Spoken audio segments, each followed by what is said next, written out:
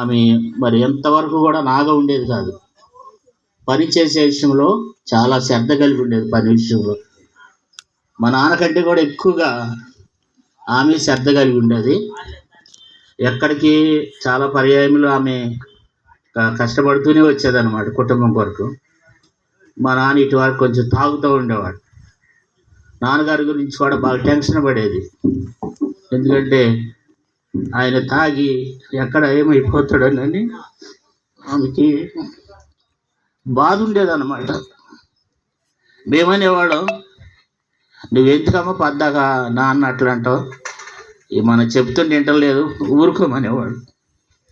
కానీ ఊరుకునేది కాదు. ఆయన తాగొస్తే ఆయనతో పోరాడుతూ ఉండేది. ఆమె మరి కర్నూలు నెహమ్మి గారు ఈ ప్రాంతానికి వచ్చినప్పుడు రక్షణ పడింది. ఆయన ఉన్న దినాల్లో రక్షణ పడింది.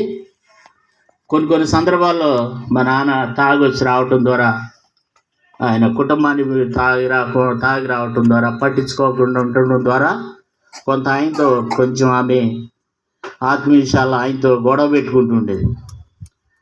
కానీ ఎట్లయితే మా నాన్న కూడా ఆమె తాగకుండా చేసింది, చివరికి వచ్చేసరికి ఆయన కూడా తాగకుండా ఉండేటట్లుగా చేస్తూ వచ్చింది. ఆమె చర్చిలో అందరికీ కనపడేటట్లు ఆరాధన చేసేది కాదు. అనేవాడిని ఆరాధన చేయాలమ్మంటే ఏమరా నాకు భయం అనేది. కానీ వ్యక్తిగతంగా చూస్తూ వచ్చేవాడిని. ప్రార్థన చేసేది బాగా. కుటుంబంలో ఇంట్లో ప్రార్థన వర్గాలుగా ఉండేదన్నమాట. అంతేకాదు మేము నలుగురం, నన్నుగా మా పెద్దక్క, చిన్నక్క, నేను మూడోవాడు, మా తమ్ముడు నాలుగోవాడు. మమ్మల్ని చాలా భక్తి మార్గంలో చిన్నప్పటి నుంచి కూడా సరైన రీతిలో, అంటే పెద్దవారు అయిపోయిన తర్వాత, రెక్కలు వచ్చిన తర్వాత వాళ్ళు ఎట్లనే జీవించినాయి. కానీ ఆమె మా పెళ్ళిళ్ళు అయ్యే వరకు కూడా ఒకళ్ళ జోలికి మేము వెళ్ళకోకుండా, ఒకళ్ళ దగ్గరికి వెళ్ళి తగాదలు ఆడుకోకుండా చాలా క్రమశిక్షణలో పెంచింది మమ్మల్ని. ఏదైనా తప్పు చేస్తే ఎంటాడి కొట్టేదన్నమాట. ఒకసారి నన్ను ఒక మాట కాని మాట మాట్లాడితే బూత్ మాట మాట్లాడాను. అక్కడ మురుక్కోడు బండి కూడా ఉంది కదా, అక్కడ వరకు నన్ను తరుముకుంటూ వచ్చింది. ఎదురుకుండా సైకిల్ వాళ్ళు వస్తుంటే వాళ్ళు పట్టుకోండి అంటే పట్టుకున్నారు. అక్కడి నుంచి కొట్టుకుంటూ తీసుకొచ్చింది. చాలా కష్టపడేది అనమాట. తర్వాత ఊళ్ళో పని కూడా చేస్తూ వచ్చారు. చేయవద్దమ్మా, నువ్వు డాక్టర్లు అన్నారు చేయకూడదు, పనులు చేయకూడదు. ఆమెకి ఎముకలు అరిగిపోయినాయి అన్నమాట. నడుము మూడు చోట్ల అరిగిపోయింది. అప్పుడు దాదాపు ఒక 20 సంవత్సరాల క్రితం విజయవాడ ఎన్ఆర్ఐ హాస్పిటల్లో పెట్టాము. అప్పుడు వాళ్ళు అన్నారు, ఈమె ఏ పని చేయకూడదు, అట్లా ముద్ద అన్నం తిని ఏదైనా చేసుకుంటే ఇంట్లో వంట పని వరకు చేసుకోవచ్చు, ఏ పని చేయకూడదు అనేవాళ్ళు. ఆమెనేది కాదు. అక్కడి నుంచి వచ్చిన తర్వాత ఎన్ఆర్ఐ హాస్పిటల్లో ఒక 4 రోజులు ఉన్నాం. అక్కడి నుంచి వచ్చిన తర్వాత ఇంకెక్కువ పని చేసింది. మినపకాయ తీసేది, అన్ని పనులు చేసేది అనమాట. పని చేసి ఆమె ఇంకా ఆరోగ్యం ఇదైపోయింది. ఆమెకి 3 చోట్ల అరిగిపోయింది నడుము. తర్వాత మెడలో కూడా 2 చోట్ల అరిగిపోయింది. తర్వాత పేగులు ఏమైనాయి అంటే, పేగు మధ్యలో మనం కొన్ని చూస్తుంటాం. కోడి పేగులకి కానీ, మరి మటన్ కోసేటప్పుడు ఆ పేగు మధ్యలో పొర ఉంటుంది. ఆ పొర కూడా ఆమెకి సిరిగిపోయింది. ఎందుకన్నా కానీ పేగులైన ఒక చోటకి వచ్చేసి విపరీతమైన కడుపులో నొప్పితో బాధపడేది, నడువు నొప్పితో బాధపడేది. ఒక 6 నెలల నుండి కంప్లీట్గా మంచానికి పరిమితం అయిపోయింది. అన్నీ మంచంలోనే ఉండేది. మా నాన్న కూడా బాగా ఆమెకి పరిచర్య చేశాడు. మా నాన్న ఎంత పరిచర్య చేశాడంటే, మా అమ్మకి ఎంత పని చేసేవాడంటే, ఆమెను కడగటం చేయటం బాగా చేశాడు మా నాన్న. ఎందుకంటే ఒక భర్తగా మరి అట్లా చేసేవాళ్ళు ఇది అరుదు అనమాట. బాగా చేసేవాడు.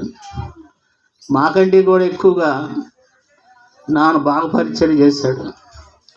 కారణం ఏంటంటే, అమ్మ మమ్మల్ని ఎంతో ప్రేమించేది. నన్ను ఎక్కువ ప్రేమించేది, మా నాన్న ఎక్కువ ప్రేమించేది, మా తమ్ముడిని ఎక్కువ, మా అందరికంటే ఎక్కువగా మా తమ్ముడు అంటే చాలా ఇష్టం అనమాట ఆమెకి. నేను చాలాసార్లు చూసేవాడిని.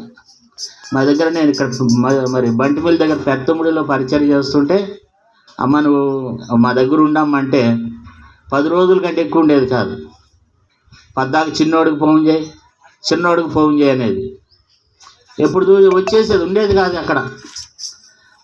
అంటే నలుగురిని చక్కగా ప్రేమించింది, నలుగురు పిల్లల్ని చక్కగా ప్రేమించింది, సరైన మార్గంలో వారిని మరి పెంచింది కూడా. ఎందుకంటే మరి యవన కాలంలో కుర్రోళ్ళంగా మేము ఉన్నప్పుడు అక్కడ రోడ్డు మీద ఆ బొమ్మ దగ్గరికి వెళ్ళి కూర్చుంటే ఆ కేకలు పెట్టేది మమ్మల్ని. వెళ్ళి అట్లా వెళ్ళి కూర్చునేవాళ్ళం.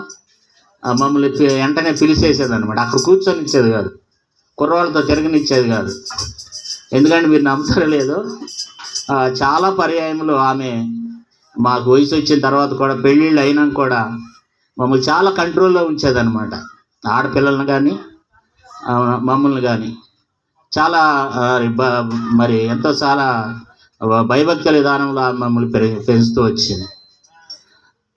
భక్తి మార్గంలో కూడా చాలా మంచి విధానంలో పెంచింది. నేను కూడా మరి సేవకు సమర్పించుకున్నాను, పరిచయం చేస్తూ వచ్చాను. అమ్మకు కూడా చాలా పరిచయం చేశాం. నేను, మా పెద్దక్క, చిన్నక్క, తమ్ముడు చాలా పరిచయం చేస్తూ వచ్చాం. సరే, ఆమె మరి మరణ పడకలో ఉండి దాదాపు 6 నెలలు తీవ్రమైనటువంటి నొప్పితో బాధపడుతూ ఉండేది. దేవుడు ఎందుకు దేవునికి అయినట్ట అన్ని రోజులు పడకలో ఉంచినాడు అనమాట. ఎలాంటి బాధ అంటే మహాబాధ అన్నమాట. ఆ బాధ ఎలాంటిదంటే విపరీతమైన నొప్పులు ఆమెకి. కీర్తి హాస్పిటల్లో అనేక సార్లు పెట్టినాము. తర్వాత ఆమెని గవర్నమెంట్ హాస్పిటల్లో బందర్లో పెట్టాము, కీర్తి హాస్పిటల్ ఎక్కువ పెట్టాం. అయితే ఆమెకి నడుము అరిగిపోయింది కనుక ఆమెకి యవన కాలంలో 30-40 సంవత్సరాల వాళ్ళకైతే సర్జరీ చేస్తే బాగుంటుందంట. ఈమె తట్టుకోలేదంట. దానికి సర్జరీ చేయకూడదండి, అట్లానే ఉంటే కొన్ని రోజులు మీ ఎదుటి ఉంటుంది అన్నారు డాక్టర్లు. ఈ పేగులు కూడా ఒకసారికి వచ్చేసినాయి, అన్నం తినేది కాదు. అట్లా కూడా యవన కాలంలో ఒక 40 సంవత్సరాలు, అట్లా 50 సంవత్సరాల వయసు అయితే ఆమెకి పేక్ మధ్యలో ఆ యొక్క రింగులు లాంటివి వేసి సర్జరీ చేసేవాళ్ళంట. కానీ ఈమె తట్టుకోలేదు, చేయకూడదు అన్నారు అనమాట. అసలు హాస్పిటల్కి తీసుకురావద్దు ఆమెని, ఆ ఫైల్ తీసుకొస్తే మేము ట్యాబ్లెట్ ఇస్తామన్నారు. చివరిలోకి వచ్చారు. ఒక దాదాపు ఒక 6 నెలల నుంచి హాస్పిటల్కి తీసుకురావద్దు అన్నారు. దాదాపు మేము చాలా రోజులు ఫైల్ తీసుకెళ్ళి చేపించుకుని వచ్చాము, ఆ మందులు తీసుకుని వచ్చేవాళ్ళు. ఇక ఎక్కువ నొప్పులకి అల్లాడిపోతూ ఉండేది, చాలా బాధపడుతుండేది అమ్మ. తర్వాత మరి మా విషయానికి వస్తే కూడా చాలా ప్రేమించేది, మమ్మల్నే కాదు మా బంధువులందరినీ ప్రేమించేది అనమాట. మా అమ్మ వాళ్ళ తమ్ముళ్ళని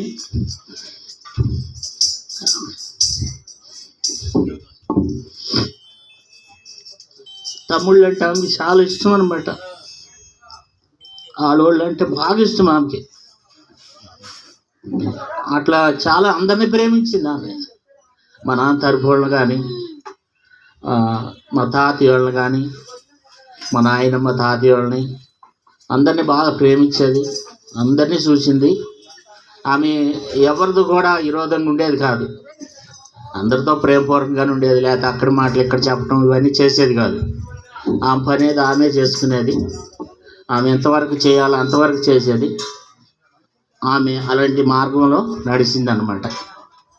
కాబట్టి అంతేకాదు, దేవుడు ఆమె వచ్చింది ఒకటే, కానీ మా అమ్మను దేవుడు ఆశీర్వదించాడు. ఎట్లా ఆశీర్వదించాడంటే